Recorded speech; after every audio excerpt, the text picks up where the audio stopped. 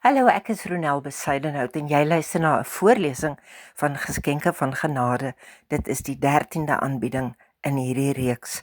Vandag se tema is Genade bly soekend.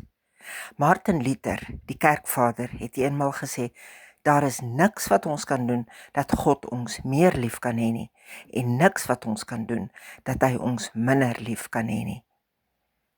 Lukas 19 vers 10 sê weer hierdie woorde: Die Seun van die mens het gekom om diegene wat verlore is te soek en te verlos.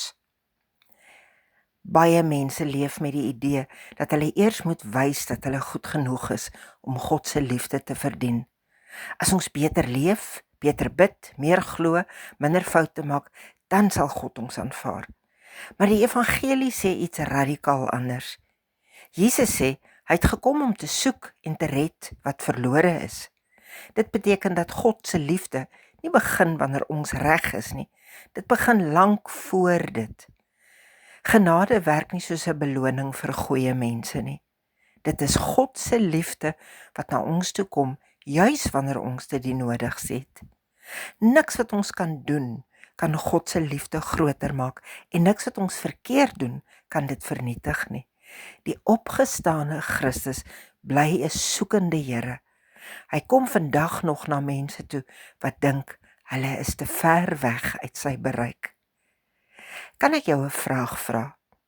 Waar in jou lewe probeer jy dalk self onbewustelik nog God se liefde verdien in plaas daarvan om dit eenvoudig te ontvang? Mag ek saam met jou bid? Here Jesus, dankie dat U my liefhet nog voordat ek alles reg kry. Help my om op te hou probeer verdien wat U reeds vrylik gee. Leer my om U genade eenvoudig te ontvang en dan daarin te leef. Amen. Ek groet jou tot môre. 'n Mooi dag.